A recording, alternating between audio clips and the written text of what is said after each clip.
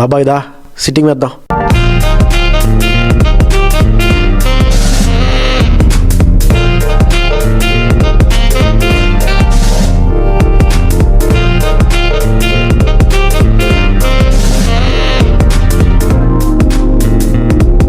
This is Vizag Fun Talks.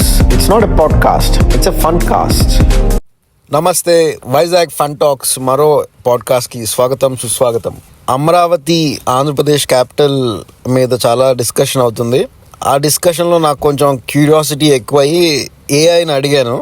మన state Andhra Pradesh తాలూకా numbers అవి చెప్పి, ఫైనాన్షియల్ స్టేటస్ నెంబర్స్ చెప్పి ఏఐని ఎంత ఫీజిబులా అని నేను అడిగాను. ఆ రిజల్ట్స్, ఆ డిస్కషన్, ఈ పాడ్కాస్ట్ ఇది జస్ట్ అవుట్ ఆఫ్ క్యూరియాసిటీ చేసింది.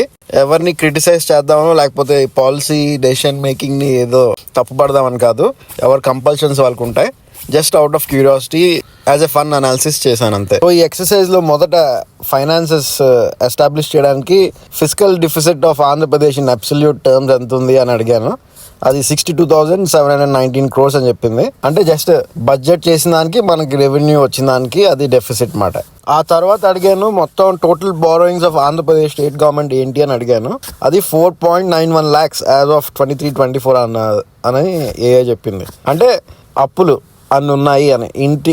ఇంటి ఎగ్జాంపుల్ తీసుకుంటే ఇంటికి అన్ని లక్షల అప్పు ఉంది, అంత లోటు బడ్జెట్ ఉంది అని. అప్పుడు నేను క్వశ్చన్ అడిగాను, is it financially prudent for a state with a total det of 4.9 lakh crore rupees, fiscal deficit of 62,719 crore rupees and a debt to GDP ratio of 35% అని.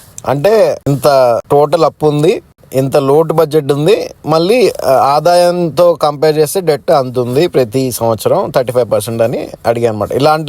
ఇలాంటి పరిస్థితుల్లో ఒక కొత్త ఊరు సృష్టించడం అనేది మంచి నిర్ణయమా కాదా అని ఏఐని అడిగాను నేను. అప్పుడు ఏఐ నాకు ఆన్సర్ ఇచ్చింది, ఇది సమంజసం కాదు. ఇంత 4.9 లక్షల కోట్లు అప్పున్న స్టేట్ కి, ఫిజికల్ డెఫిసిట్ 62 కోట్లు ఉన్న స్టేట్ కి, ఇంకా జీడిపి రేషియో 35% ఉన్న స్టేట్ కి ఇది అసలు సమంజసం కాదు ఇలాంటి పని చేయడం అని చెప్పింది. ఆ కింద కారణాలు కూడా చెప్పింది, అదేంటో చూద్దాం.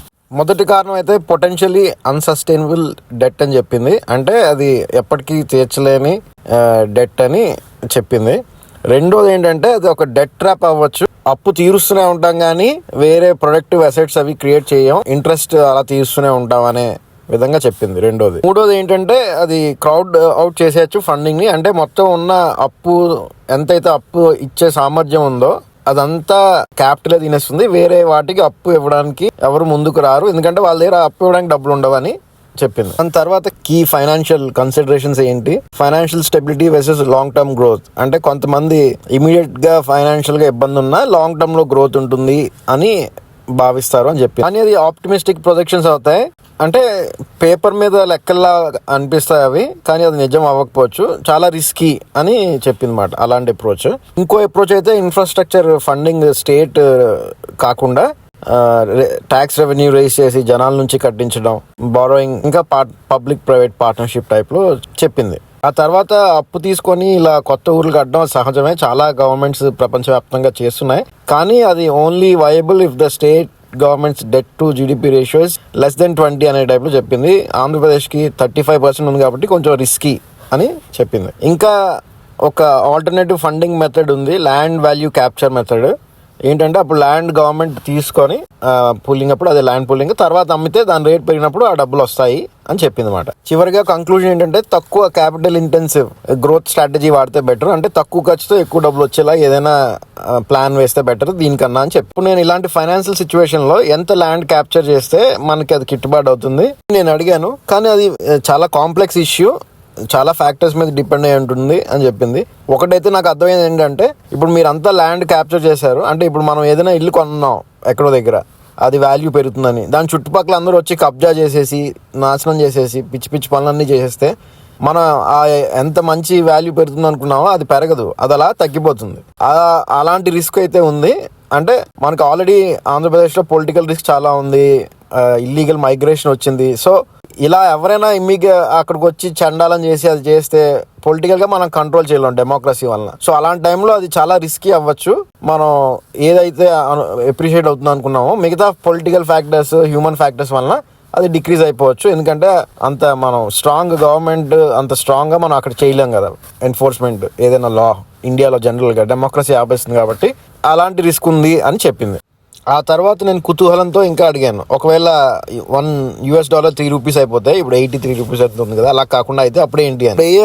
ఇది కూడా రిస్కీ సినారియో, కానీ కొన్ని కండిషన్స్ మారుతాయి.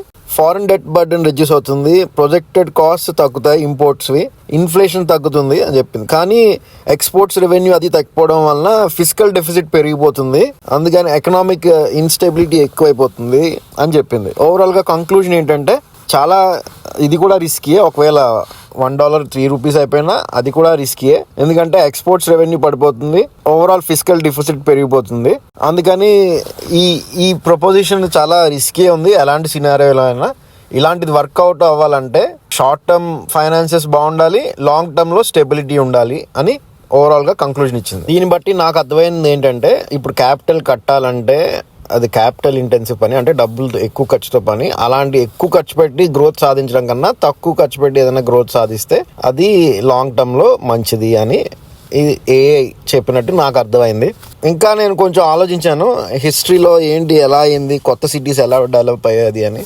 మనం చాలా ముందుకు వెళ్తే రివర్స్ పక్కనే సివిలైజేషన్స్ అవి స్టార్ట్ అయ్యాయి కాదన్ను. లోకల్ ఎకానమీతోనే ఎక్కువ అయింది అది గ్రో. ఇలా ఇంటర్నేషనల్ ఫైనాన్సెస్ బారోయింగ్ చేసి అలా అవ్వలేదు. ఇంకా బ్రిటిష్ వాళ్ళు కొత్త cities, for example Kolkata, Madras, Mumbai ఇలాంటివి కట్టినా వాళ్ళు చిన్నగానే స్టార్ట్ చేశారు. వాళ్ళకి రెవెన్యూ ఎక్కడెక్కడైతే వచ్చిన తర్వాత అవి ఇన్వెస్ట్ చేసి సిటీస్ గ్రో అయ్యాయి ఆర్గానిక్గా.